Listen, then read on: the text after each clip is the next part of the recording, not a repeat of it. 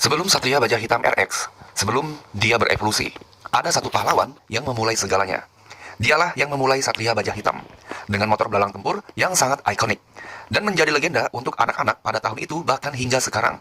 Dialah Kamen Rider Black, sang Satria Baja Hitam. Mari kita kembali ke tahun 1987 saat semuanya dimulai. Kita akan bahas semuanya dari Satria Baja Hitam, bayangan bulan, musuhnya, dan juga belalang tempurnya. Sebelumnya kita udah bahas Satria Baja Hitam RX beserta semuanya, dan kali ini khusus untuk Satria Baja Hitam yang pertama yang ada bayangan bulannya. Oke, kita mulai. Kotaro Minami dan Nobuhiko Akizuki, dua pemuda yang diculik organisasi yang bernama Gorgom. Keduanya dipilih untuk menjadi penerus dari Century King ataupun Raja Abad, agar nantinya hanya ada satu yang bisa menggantikan Raja Abad yang udah hidup selama ribuan tahun ini. Alasan kenapa mereka yang diculik akan saya jelaskan di video ini, jadi simak dan jangan di skip ya. Oke, Kotaro Minami berhasil melarikan diri tapi dia gagal menyelamatkan saudaranya. Akibat eksperimen ini, Kotaro Minami berubah menjadi Satria Baja Hitam atau Kamen Rider Black. Tubuh Kamen Rider Black atau Satria Baja Hitam bukan sekedar armor biasa. Ini adalah mesin tempur hidup yang diciptakan oleh Gorgom. Dan bagian-bagian tubuhnya bukan sekedar ornamen, tapi memiliki fungsinya masing-masing. Yang pertama ada multi eye ataupun mata laser ataupun mata super. Mata merahnya dapat melihat dalam gelap, menembus ilusi, dan menemukan titik lemah dari lawan-lawannya. Lalu ada telinga super ataupun telinga jauh. Telinganya mampu menangkap suara hingga jarak 500 meter jauhnya. Berikutnya ada rider sensor ataupun antena deteksi. Antenanya bisa membaca perubahan udara dan panas dari tubuh hingga dia bisa memprediksikan gerakan dari musuhnya. Lalu ada garis pelindung. Garis berwarna kuning merah kuning ini itu bukan cuma hiasan, tapi ada fungsinya sendiri. Garis kuning di leher dan pergelangan memiliki fungsi untuk menangkis cairan lengket atau serangan destruktif. Ada juga yang mengatakan kalau ini memiliki fungsi untuk bisa menyembuhkan luka-luka dari Satria Baja Hitam. Dan yang terakhir ada Kingstone ataupun batu rajanya. Ini adalah sumber energi utama untuk menyerap cahaya matahari dan melepaskan jurus pamungkas seperti Rider Kick, Rider Punch, atau yang kita kenal dengan tinjuan maut, pukulan maut, hingga cahaya batu raja. Nah, setiap serangan fisiknya diperkuat oleh energi dari batu raja ini, bahkan mampu menghancurkan baja yang tebal sekalipun. Nah, nama-nama kekuatan ini buat yang masih ingat bantu di kolom komentar ya. Kali aja ada nama-nama yang salah saya sebutkan. Teman-teman bisa bantu koreksi bagi yang masih ingat dubbing Indonesianya kira-kira seperti apa, oke? Semua bagian tubuh dari Satria Baja Hitam ini memiliki fungsinya masing-masing. Jadi bukan cuma sekedar ornamen ataupun untuk keren-kerenan doang, melainkan memiliki fungsi untuk mempermudah dia agar bisa mengalahkan musuh-musuhnya. Kita masuk ke kendaraan epicnya dan yang paling memorable dari Satria Baja Hitam ini. Pertama, ada Battle Hopper atau yang kita kenal dengan motor belalang tempur.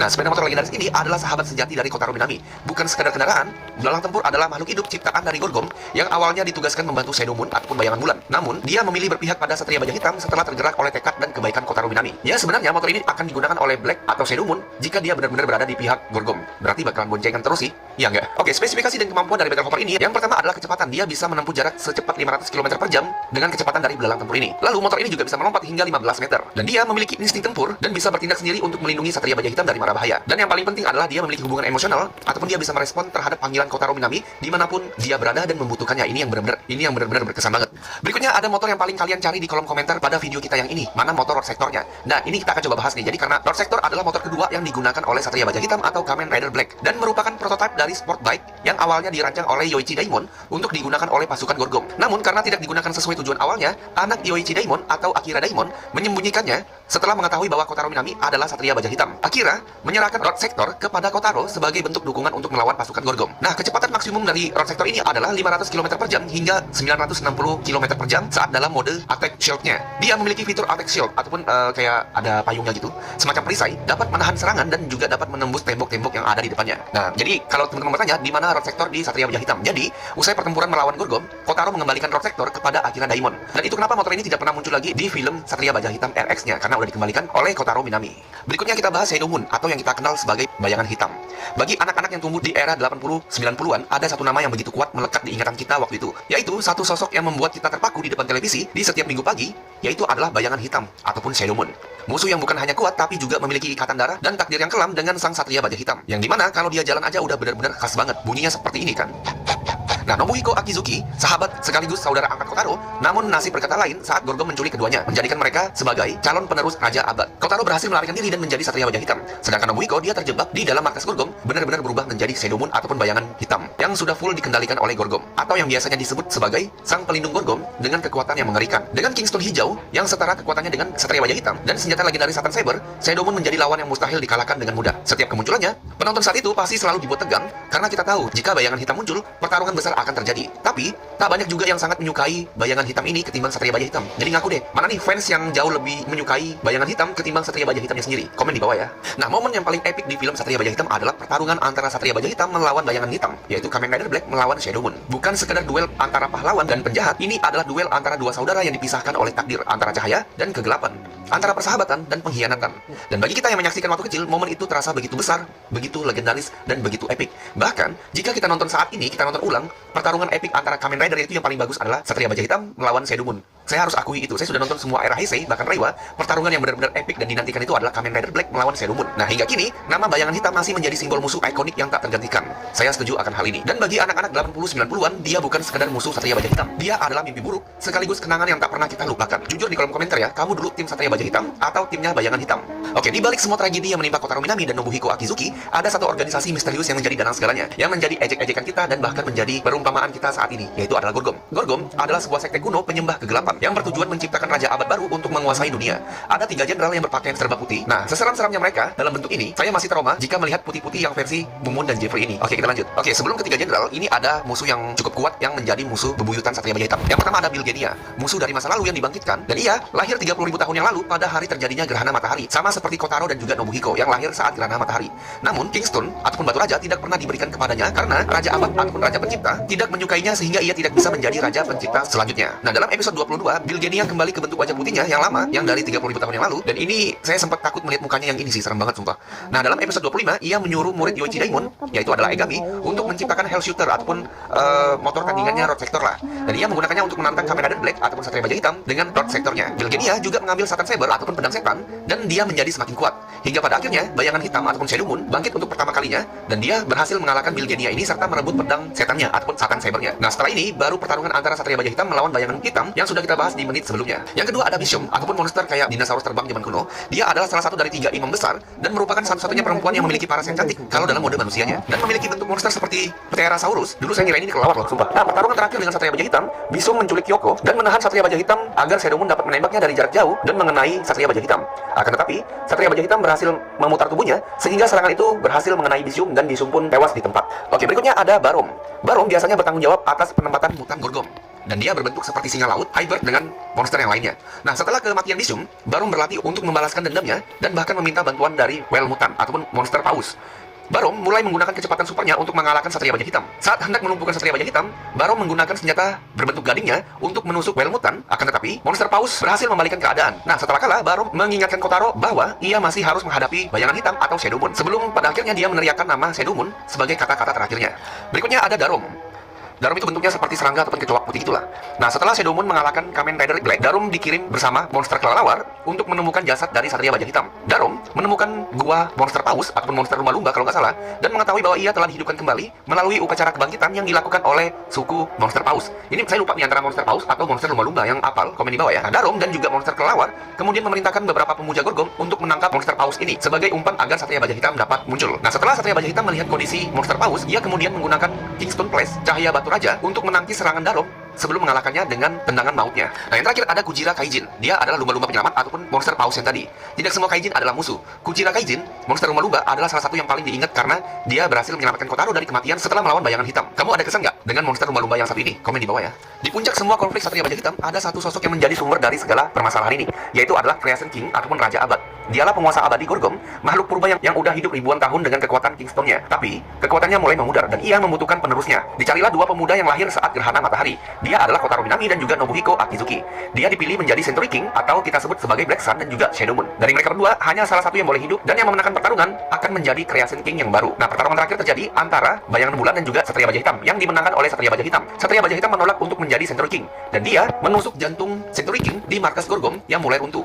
Nah, Kotaro dengan luka berat setelah duel tragis melawan Shadow Moon memaksa dirinya menembus ruang tahta, ruang kerajaan, dan melihat Creation King dalam wujud raksasanya, seperti jantung itu, berhasil meledakkan Century King ini hingga mengakhiri rencana Gorgom untuk selama-lamanya. Nah, Satria Baja Hitam bukan sekadar tontonan, ia adalah bagian dari masa kecil kita. Suara deru dari belalang tempur, sorot mata merah dari Satria Baja Hitam, dan langkah kaki dari bayangan hitam. Semua itu masih terpatri di ingatan kita, bahkan puluhan tahun setelahnya. Nah, bagi sebagian orang ini hanyalah serial tokusatsu dari Jepang. Tapi bagi kita yang tumbuh di era 80-90-an, Satria Baja Hitam adalah pahlawan pertama yang mengajarkan arti keberanian, pengorbanan, dan persahabatan. Dan meski zaman telah berubah, bahwa legenda ini akan selalu hidup di layar kaca kita, di cerita-cerita dan di hati setiap penggemarnya. Sekarang giliran kamu yang bercerita. Episode atau momen apa yang paling kamu ingat dari Satria Baja Hitam? Tulis di kolom komentar ya, dan mari kita bernostalgia bersama-sama. Nah, saya akhiri videonya. Thank you buat teman-teman yang udah nonton sampai di menit ini, dan saya ucapkan selamat datang di channel Umamkan. Thank you buat teman-teman yang udah subscribe, dan saya mohon bantuannya untuk subscribe channel ini agar saya bisa lebih semangat lagi. Saya akhiri videonya. Wassalamualaikum warahmatullahi wabarakatuh. Sampai jumpa.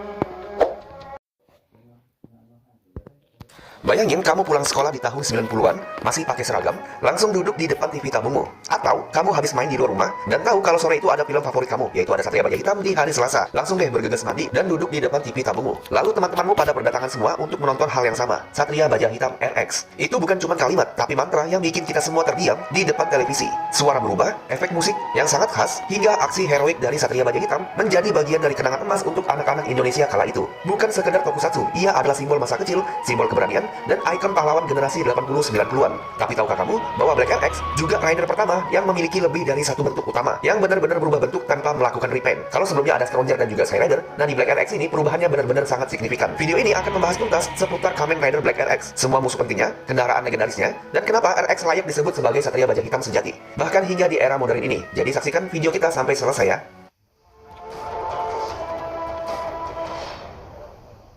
Kamen Rider Black RX atau Satria Baja Hitam RX adalah bentuk baru dari Kotaro Minami yang sebelumnya menjadi Satria Baja Hitam yang pertama atau Kamen Rider Black. Setelah ia dikalahkan dan dibuang ke luar angkasa oleh Crisis Empire, tubuhnya terkena sinar matahari di luar angkasa dan berubah bentuk menjadi Kamen Rider Black RX. Dan berbeda dari pendahulunya, RX memiliki 3 form utama yang punya fungsi dan filosofi yang berbeda. Pertama ada Kamen Rider Black RX, yaitu ada standar formnya, warna hitam dan hijau dengan sabuk Henshin yang berkekuatan cahaya matahari. Senjata utamanya adalah Revolcan atau kita kenal dengan pedang matahari. Pedang cahaya biru yang dikeluarkan dari beltnya dan bisa menusuk dan juga menebas para musuhnya. Jurus pamungkasnya adalah Revolcan Slash, menebas musuh dan meledakannya, tapi yang paling sering digunakan adalah menusuk tubuh musuh hingga keluar seperti kembang api. Itu yang benar-benar ikonik banget. Dan Black RX ini paling sering menggunakan serangan terakhirnya menggunakan pedang matahari ini. Kedua ada Robo Rider. Robo Rider muncul saat RX diliputi dengan kemarahan dan kesedihan yang sangat mendalam. Saat dia gagal melindungi anak kecil, RX pun berevolusi menjadi Robo Rider ataupun yang kita sebut dengan RX Robo. Dia dijuluki dengan Pangeran Kesedihan, di mana desainnya itu berwarna hitam dengan sentuhan oranye dan membuat warnanya menjadi ceria pada masa itu dengan mata merah. Dan kalau teman-teman melihat di bawah matanya itu seperti ada bentuk tangisan darah di bagian bawah matanya itu. Nah, Robo Rider muncul di episode 15 saat RX melawan musuh bernama Death Garon. Senjata utamanya adalah Vortex Shooter, pistol berpeluru energi matahari yang sangat kuat, bahkan bisa memutuskan tangan lawannya. Robo Rider bisa dibilang adalah rider yang paling lambat di series ini, tapi dia tahan dengan serangan berat seperti ledakan dan peluru dari senjata musuhnya. Yang paling ikonik dari Robo Rider ini adalah gerakannya yang benar-benar seperti robot. Dan banyak banget teman-teman di era 80-90-an yang ngefans banget dengan Robo Rider ini karena bentuknya yang keren dan juga kokoh. Fans Robo Rider komen di bawah ya. Berikutnya ada Bio Rider ataupun Bio RX. Dia lahir dari rasa duka dan ketidakberdayaan RX saat dia terjebak di dalam bawah tanah dengan kondisi yang sangat sulit, di mana Satria Baja Hitam harus menyelamatkan teman-temannya. Nah, Bio Rider sendiri di satu episode dari Robo Rider dengan kondisi marah dan tertekan, lahirlah Bio Rider ini ataupun Bio RX ini. Dan scene epicnya pun adalah saat dia lolos dari bencana bawah tanah melalui jalur tetesan air yang ada di dalam gua. Makanya Bio Rider dijuluki dengan Pangeran Kemarahan. Warna biru elegan, desain lebih halus dan lebih ramping, dan kemampuannya adalah tubuhnya bisa berubah menjadi cairan biru ataupun menjadi air, membuatnya nyaris tak tersentuh. Senjatanya adalah Bio Blade, pedang dari energi cair yang sangat tajam. Dulu saya selalu kebalik, saya ngirain Bio Rider ini adalah Pangeran Kesedihan karena matanya itu kayak sedih loh, sedangkan Robo adalah yang marah. Ternyata saya kebalik. Nah, 3 form ini tidak hanya keren, tapi punya kedalaman emosional dan mencerminkan emosi dari manusia, marah, sedih, dan harapan. Satria Baja Hitam adalah rider pertama yang menunjukkan bahwa kekuatan berasal dari perasaan manusia. Nah, Satria Baja Hitam ini memiliki kendaraannya masing-masing. Yang pertama ada RX, di mana kendaraannya pun juga hidup semua. Yang pertama ada Acrobater, yaitu adalah motor utama dari Satria Baja Hitam RX, yang sebenarnya dia adalah reinkarnasi dari Battle Hopper yang sudah mati di serial Satria Baja Hitam ataupun Kamen Rider Black yang sebelumnya. Acrobater dia memiliki kecerdasan buatan dan dia juga bisa berbicara serta juga bisa menuruti perkataan dari si Kotaro Minami. Ini adalah motor yang sangat ikonik pada masanya hingga saat ini. Motor ini benar-benar sangat ikonik. Kedua ada Robo Riser ataupun Roboizer. Ini adalah perubahan dari Acrobater saat Satria Baja Hitam RX berubah menjadi RX Robo. Motor ini lebih berat dan cocok untuk pertarungan di medan yang memiliki banyak ranjau darahnya. Berikutnya ada Mark Jabber. Motor ini adalah perubahan dari Acrobater untuk digunakan oleh Bio Rider. Desainnya ramping dan sangat cepat, memungkinkan Bio Rider untuk bermanuver yang sangat ekstrim. Yang keempat ada mobilnya yang bernama Rideron. Mobil super futuristik dengan kemampuan terbang dan menembak laser, bahkan dia bisa menjadi amfibi, dia bisa di dalam laut dan juga dia bisa melaju sangat cepat, bahkan dia bisa menghancurkan batu sekalipun. Dia sering digunakan oleh RX untuk mengejar dan melawan monster di episode berapapun. Dan semua kendaraan ini bukan hanya pelengkap, mereka jadi bagian integral dari narasi yang selalu muncul di momen-momen yang penting di serial Satria Baja Hitam. Nah, dari 4 kendaraan ini, mana yang menjadi kendaraan favoritmu? Kalau saya suka Acrobater karena itu memang benar-benar khasnya Satria Baja Hitam. Oke, kita masuk ke segmen musuhnya, yaitu adalah Crisis Empire. Mereka adalah organisasi penakluk dimensi yang ada di tempat lain. Mereka melihat bumi sebagai planet yang sangat ideal dan sangat memungkinkan untuk dikuasai dan menjadi incaran selanjutnya. Nah, awalnya Crisis Empire ini ingin merekrut Kamen Rider Black ataupun Kotaro Minami menjadi bagian dari dirinya. Dan tentu saja Satria Baja Hitam atau Kotaro Minami menolak mentah-mentah hal ini. Makanya dia ingin dieksekusi di episode pertama yang menyebabkan dia malah berevolusi menjadi Satria Baja Hitam ataupun Kamen Rider Black RX. Nah, tokoh-tokoh penting yang ada di Crisis Empire ini adalah yang pertama ada Eidolian. Dia adalah alien kecil yang berbentuk serangga dan ia bukanlah petarung tapi adalah informan dan teknisi untuk Crisis Empire yang ada di markasnya. Karakteristiknya, dia memiliki suara yang nyaring, tubuh kecil, dan sering dianggap remeh. Namun dia sangat loyal dan rajin menjalankan misi pengintaiannya. Dia dikenal sebagai tukang ngadu di kalangan fans. Eidolian sering menunjukkan rasa takutnya kepada para atasannya, bahkan kepada teman-temannya juga. Tapi juga dia yang paling setia, yang sangat luar biasa terhadap General Jet. Dia sendiri mati di episode ke-42 saat dia memberikan energi kehidupannya kepada monsternya untuk mengalahkan Black RX. Tapi sayangnya, monsternya juga kalah dan dia pun juga mati. Berikutnya ada Getzon ataupun Gatezon kalau dari bahasa Jepangnya. Dia adalah salah satu komandan alien elit dari Crisis Empire. Tubuhnya adalah cyborg dengan kepala berbentuk silinder dan bisa berputar dan juga bisa copot. Salah satu musuh yang sulit ditebak karena pergerakannya yang sangat cepat dan tidak lazim karena dia juga menggunakan motor kan. Dia dikenal sebagai ahli strategi dan juga ahli perang. Senjata ataupun kemampuannya, dia memiliki robot peluncur, lalu dia bisa teleportasi jarak pendek dan dia bisa mencabut kepalanya untuk menjadi radar ataupun bisa menjadi kamera tersembunyi. Dia dikalahkan di episode 43 saat mencoba menjebak Black RX dengan tubuhnya yang akan meledak. Tapi Black RX bisa menghindar dengan berubah menjadi Bio Rider dan kembali ke RX dengan sentuhan pukulan di bagian kepalanya yang sudah melayang ini, mengakibatkan si Getzon ini kalah dan meledak di episode ke-43. Berikutnya ada Bosgan. Dia adalah komandan tempur Crisis Empire yang berada di bawah General Jet. Dia bertindak sebagai pemimpin operasi militer dan penyerangan langsung ke Kamen Rider Black RX. Dia keras kepala, brutal dan sangat menghargai kekuatan fisik. Dia sering muncul di garis depan bersama mutan mingguannya. Jadi setiap musuh ini dia memiliki monsternya masing-masing. Kalau Getzon tadi dia robot, kalau yang ini dia lebih ke mutan. Nah, senjatanya adalah pedang dengan kekuatan fisik yang luar biasa dan dia bisa memanggil pasukan mutan dan mengendalikan mereka. Bosgan mati di episode ke-44 saat duel 1 lawan 1 melawan Satria Baja Hitam Black RX. Berikutnya ada General Jerk. Dia adalah komandan tertinggi pasukan Crisis Empire yang ada di bumi, dan dia adalah wajah militer dari Crisis Empire selama sebagian besar seri ini berjalan. Karakteristiknya, dia berpenampilan besar dan sangat berwibawa, mengenakan armor berat berwarna merah dan juga emas di bagian mukanya. Serta sebagian tubuhnya itu ditutupi oleh jubah seperti Dracula gitu. Dia tegas, loyal, namun dia punya rasa hormat terhadap musuh yang kuat, terutama Kamen Rider Black RX. Dia tidak segan menghukum bawahannya yang gagal, namun juga dia menunjukkan rasa tanggung jawab terhadap kekalahan pasukan yang dia miliki.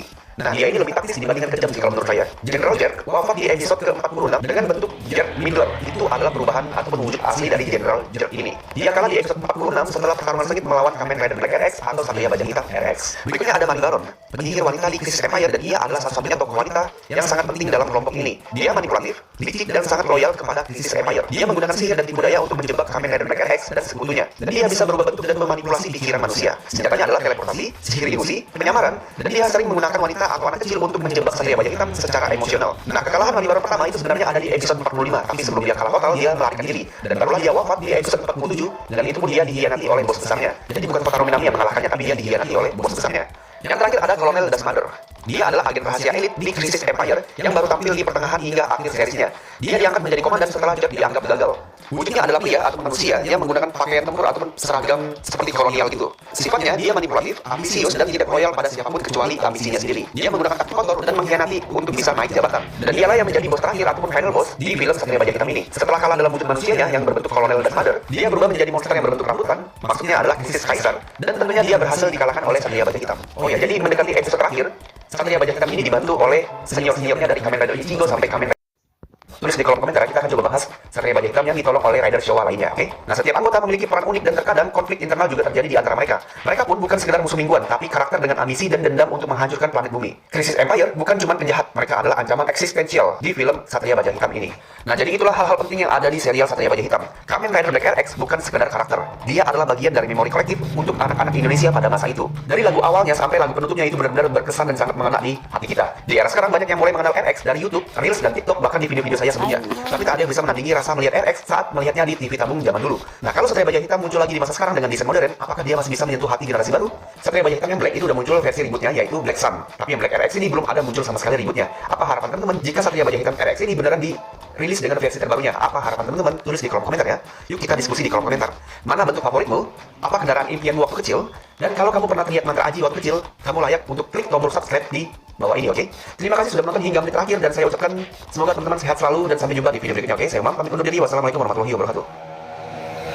Sebelum Satria Baja Hitam RX.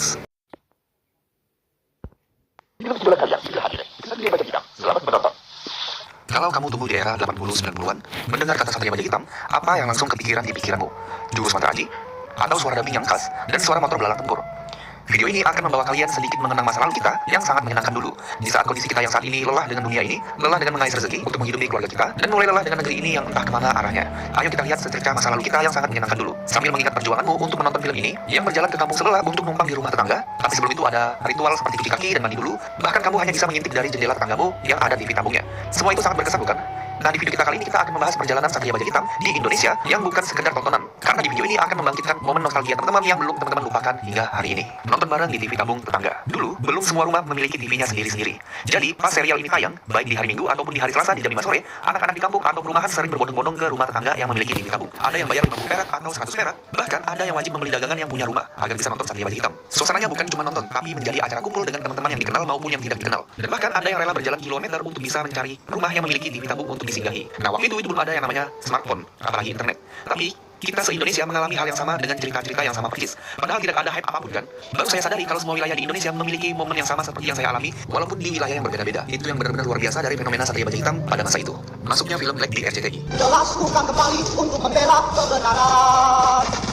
Serial Kamen Rider Black datang ke Indonesia tahun 1993 lewat stasiun televisi yang bernama RCTI. Nama Satria Baja Hitam langsung menjadi ikon TV untuk anak-anak sewaktu kecil dulu. Lagu dubbing yang khas, Henshin yang sangat berkesan dengan pose-pose ikonik dari Kotaro Minami. RCTI menjadi rumah kedua bagi Black dan kemudian berubah menjadi RX bagi fans kala itu. Serial lanjutannya, Black RX yang menjadi ikon baru. RCTI kemudian tayangkan Black RX yang menjadi kelanjutan dari serial Black sebelumnya.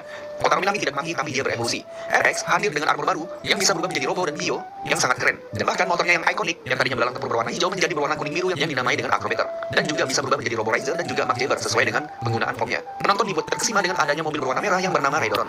Pada kala itu mobil ini sangat canggih di mana dia bisa berjalan sendiri, berbicara dan juga bisa menembus pegunungan sekalipun. Penonton Indonesia menyaksikan evolusi ini langsung dari layar TV tabung yang mereka tonton pada kala itu. Nah, selain Satria Baja Hitam RX yang dari Jepang ini, ada juga Satria Baja Hitam yang diadaptasi dari Amerika ataupun dari Saban. Nah, waktu kecil kita nggak tahu kalau ini ternyata beda film. Yang kita tahu kenapa Kotaro Minami agak beda yang ini dengan yang ini. Lalu kenapa yang ini banyak bule-bulenya, yang ini kenapa banyak orang-orang Jepangnya. Itu yang kita belum tahu waktu kecil dulu. Karena yang kita tahu, kita sangat suka melihat Satria Baja Hitam saat mereka berantem tanpa mengikuti alur ceritanya seperti apa. Dalam pertarungannya seorang diri, pada waktu lelah dan jatuh terdesak. Mainan, poster, kaset, dan souvenir masa kecil.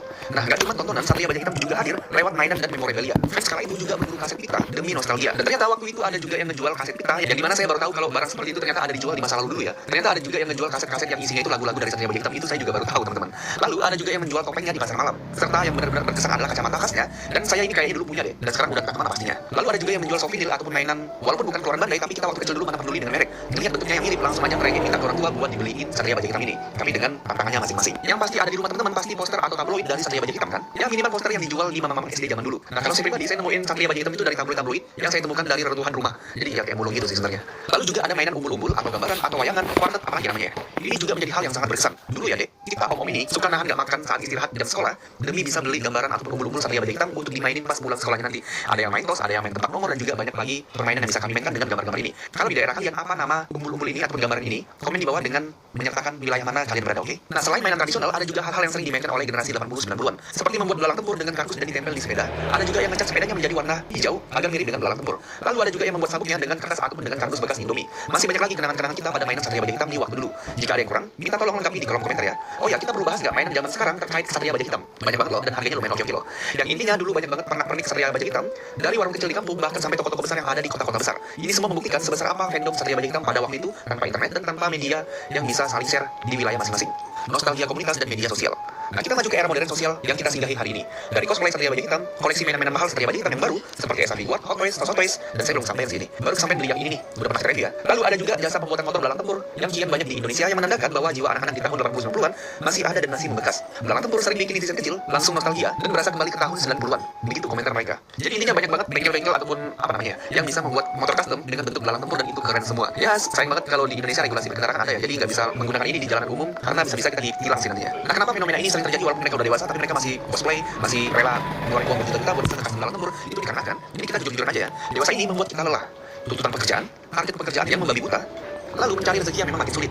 Belum lagi berita bahagia dari pemerintah yang bikin kita bahagia di setiap harinya. Semua ini membuat kita rindu dengan masa kecil kita, membuat kita ingin rasanya kembali lagi ke waktu itu, di mana semua tidak beban, di mana semuanya masih ada, dan itu adalah hal yang sangat mustahil untuk kita capai. Yang bisa kita lakukan sekarang adalah mengenang masa lalu kita, walaupun hanya secerca kenangan. Oke, Satria Baja Hitam bukan cuma serial tokusatsu. Dia menjadi bagian hidup kita yang menyenangkan di masa kecil kita dulu. Bagian memori bapak-bapak dan abang-abang di masa ini yang dulunya menonton TV tabung sambil rebutan remote ataupun sambil rebutan pengen duduk di depan. Serta rela membayar demi bisa menyaksikan pahlawan Satria Baja Hitam untuk menegakkan kebenaran. Dari layar tabung zaman dulu, hingga sekarang nonton via smartphone, Henshin atau mantra Aji itu tak akan pernah hilang. Sekarang mungkin kita bisa membeli semuanya. Beli TV sendiri, beli mainan Satria Baja Hitam semahal apapun, nonton Satria Baja Hitam kapan punya kita mau, kita sekarang bisa. Bisa banget. Bahkan kita bisa nonton lagi dengan teman-teman kita yang saat ini bersama-sama. Tapi percayalah, semua itu tidak akan sama dengan saat kita menontonnya di zaman dulu. Entah apa yang berbeda, hanya kita masing-masing lah yang mengetahui jawabannya. Nah, saya Umam, terima kasih sudah nonton video ini sampai selesai. Sehat selalu buat teman-teman semuanya dimanapun kalian berada, dan saya akhiri videonya, sampai jumpa di video berikutnya. Wassalamualaikum warahmatullahi wabarakatuh. Sampai jumpa.